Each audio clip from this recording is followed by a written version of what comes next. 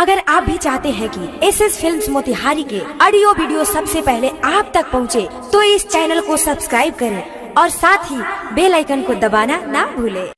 Presented by SS Films.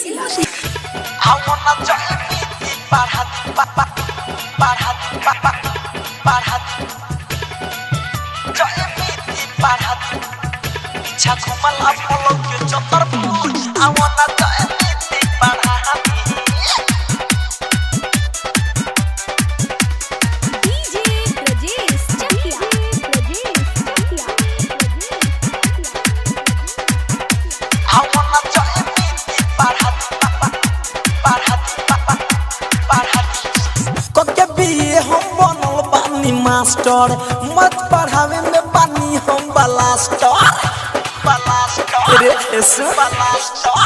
के बिये हम बनल बानी मास्टर मत पढ़ावे में पानी हम बलास्टर। तोरा लहंगा में बाटती रभूज आवना जय मिति पढ़ा दी पीछा घुमला पलौ के चतुर्भुज आवना जय मिति पढ़ा दी।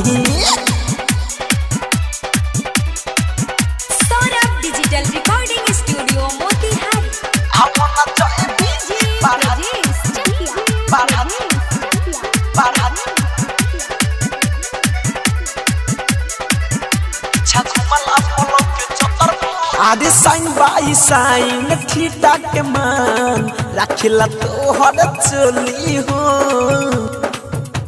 अरे पत्थर के सुना ये पॉलस बी के होल एक्स को वाहिर बुझना बात के ठिठोली हो। हंसतर ना आवना तुहरा के बबुनी पढ़ा दी देर देर देर ले तोहे समझ दी कोनो विषय कर तू चूज आवना जय मिति पढ़ा दी तोरा लहंगा के भीतर तिरभुज आवना जय मिति पढ़ा दी।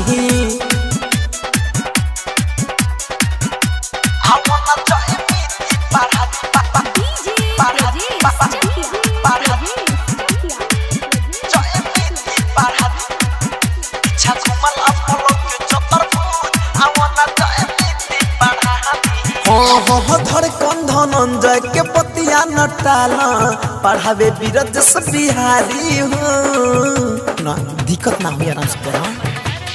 हमनी के कोचिंग सौरभ ये सवरिया खोलले बाटे मोतिहारी हो।